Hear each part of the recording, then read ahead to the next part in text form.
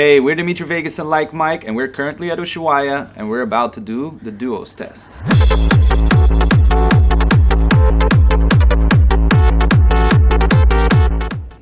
I don't even know the first record I bought as a kid. I know what I bought, but you mean like as in literally a vinyl or a I think song I know song? what you got first. Queen, I think the first thing you bought. Like musically, the first time that I actually put my money down to buy something was or the Jurassic Park soundtrack or Daft Punk Discovery. One more time. Or the Prodigy Fat of the Land. I know Or this, or that. Those three I bought on around the same time. I think for you, if I have to guess, I think it was a cassette, and it was Thunderdome.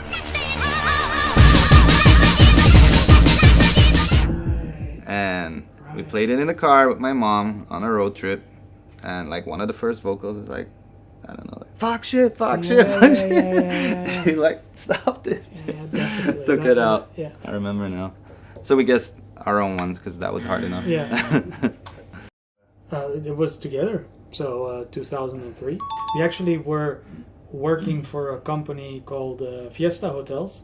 I was enlisted as the DJ for Hotel Don Tony and Hotel Club Playa d'Embossa, which was a cheap 18 to 30s hotel, and I was DJing. I was doing the sound and lights for the entertainment and DJing by the pool every night. And then fast forward 15 years later, that cheap hotel became Ushuaia, and now we're DJing still by the same pool. So it's still always. But technically, this wasn't the place where we did our first performance. No. But I worked in Ushuaia the Same whole here. year. I worked here as well. As a DJ before it was Ushuaia. I got fired.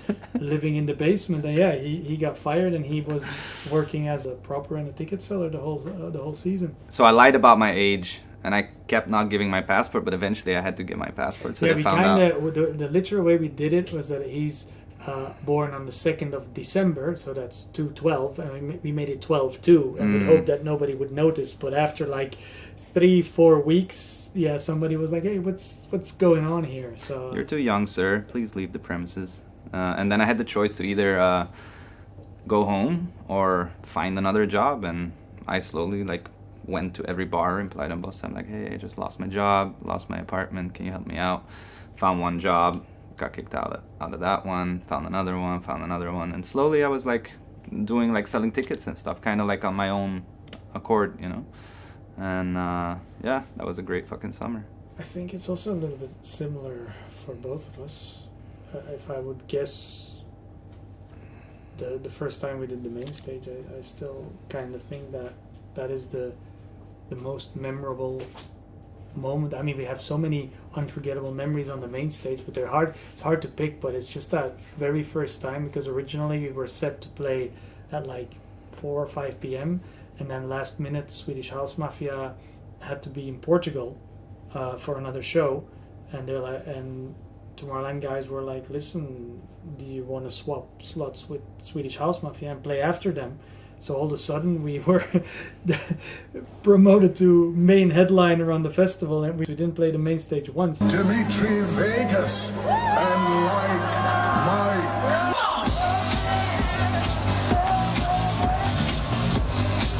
We were quite That counts nervous. for both of us for sure, yeah. The time that we started working with Tomorrowland by far wasn't the global phenomena it was today. It was a local Belgian festival that was super How many popular. people back then? I don't know. It was only one weekend still, and it was super popular nevertheless, but we had a great synergy with the guys, and at that point we had the choice of going into management with the management of other big artists, and we had quite some offers, because that was the year that we did the remix together with Swedish House Mafia.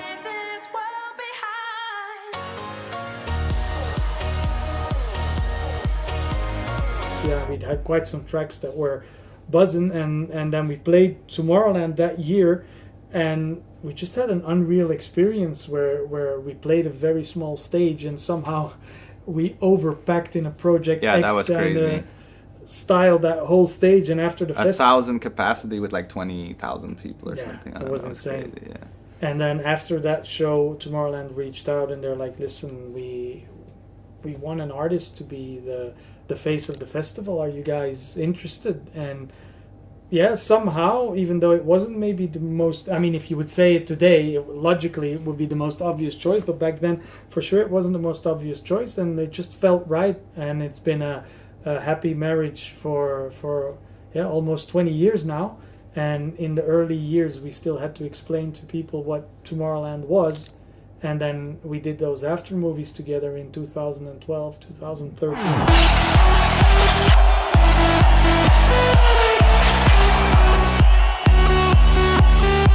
Decided to make like a unique soundtrack instead of doing 1-2 songs, to just make a mix that we felt like that people would want to listen to whatever the footage was, and to work together with other artists, put the big hits in there, do something special. And that year was also the sunniest summer Belgium has ever seen in the past decades. And then just all of a sudden this after movie appeared with this amazing stage, sunlight, the music, everything just matched them. From that year on, Which took so much fucking work. Yeah, exactly. And from that year on, Tomorrowland was just a global phenomenon, and it's been just going crazier ever since. And both our trajectories just have gotten in a similar pace, and it's been a happy marriage for a long 2 decades already almost. I think Mike would be Mammoth or Tremor. I would say the same for you, sir. Maybe the Hum. I mean, those are the big ones. So. Yeah. I don't know.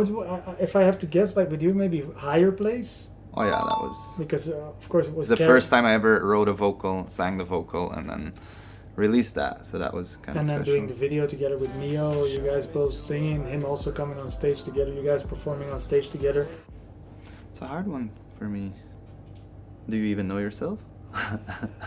It all depends, like, around the experience. But for me, I think the Hum, in a way that... and shooting that video.